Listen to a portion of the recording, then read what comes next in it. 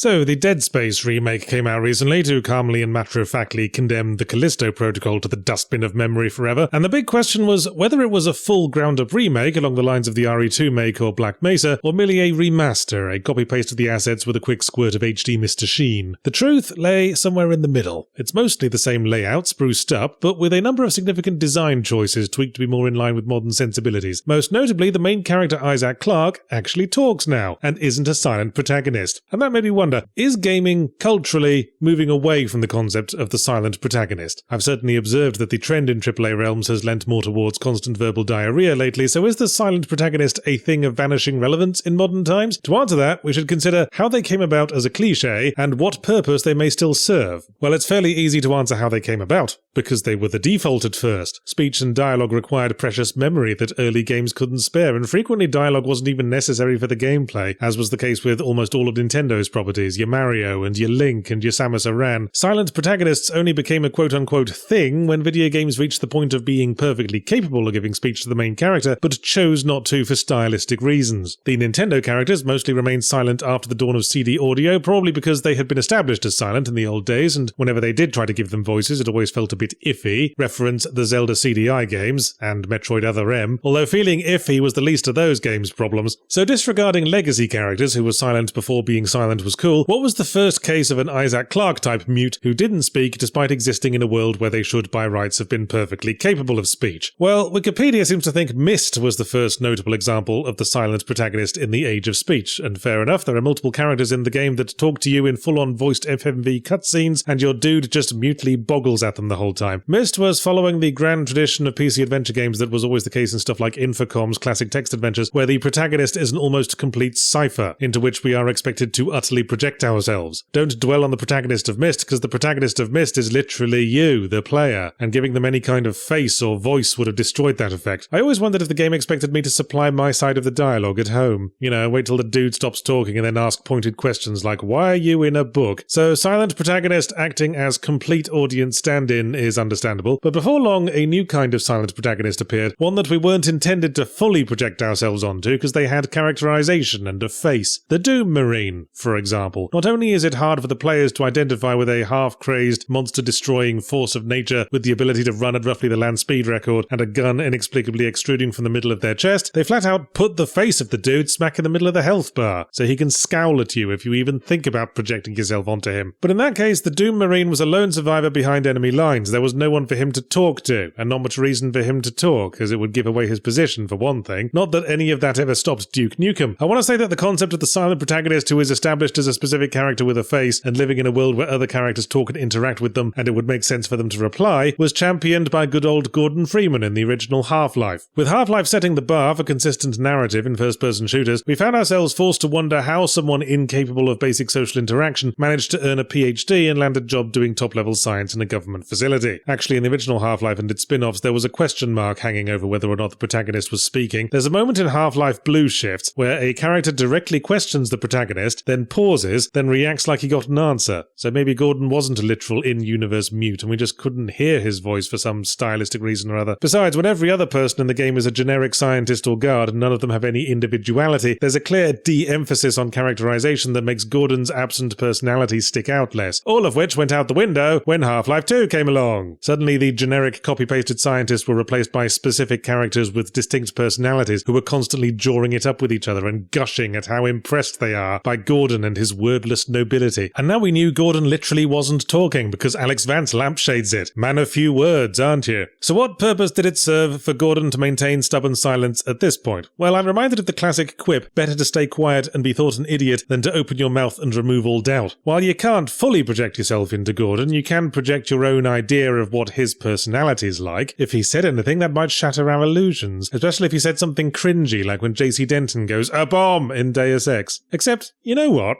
No, that is complete bollocks. That's just an excuse for lazy writing. It's like saying Jason Voorhees wears a mask the whole time in case people want to imagine he looks like Ryan Reynolds. Because in Half-Life 2, Gordon does have a personality. It's a personality by omission that you pick up from the reactions of people around him. And that personality is a stubborn antisocial dickweed who can't even do the common courtesy of responding to people who are talking to him. And this distracts from the story. It creates dissonance between the way other characters seem to perceive Freeman and the way he acts like a sullen teenager at a wedding. You wonder how Dr. Clark one-liner can keep talking at him with such enthusiasm in the face of absolutely zero feedback or acknowledgement. You wonder what Alex Vance and the rest of the human resistance are seeing when they hold him up as a messianic figure of devotion. If anything, it feels like Gordon's muteness in Half-Life 2 onwards is used as a self-effacing nostalgic gag, poking fun at the way we used to do things. Same energy as the bit in Jak and Daxter 2 when the previously mute protagonist suddenly reveals a voice, or the bit in Saints Row 2 when fun is poked at how the boss was silent in the previous game and now talks for no established reason, or the bit in GTA San Andreas when the silent protagonist of GTA 3 is brought out for everyone to mock, all of which was part of a pattern of games turning on silent protagonism as it became more of a distraction than something plot justifiable, and enough time has passed now that even as a gag it no longer lands. So can it still serve any purpose? Well, I can think of a couple of justifications for it in a modern context. In a first-person shooter with particularly hectic action and many jabbering NPCs, layering on another disembodied voice would probably only be more confusing. So it makes sense in something like Call of Duty 4 or High on Life. And also relating to High on Life, it makes sense in comedy games where the plot is focused on the NPCs and their dialogue, and the silent protagonist is playing the part of the straight man. So it still works in the Portal games. And possibly also the Ghostbusters game adaptation from 2009. I think the protagonist of that game was struck dumb with astonishment that they'd somehow gotten all 4 original actors to agree to be in it. So in summary, I guess I entirely support Dead Space's decision to let Isaac Clarke out of the personality closet, because there really was no justification for it in the first place. Certainly not in a narrative, third-person game with a completely non-comedic tone, where NPCs were frequently talking at him, and he could have been saying important things in reply, like, "Why do I always have to be the one going into monster-haunted territory by myself, while you all hoard the snacks in the monitoring room? And do you have any Febreze? I've tanked 37 jump scares this morning, and my spacesuit trousers are starting to smell like a sewage worker's armpit."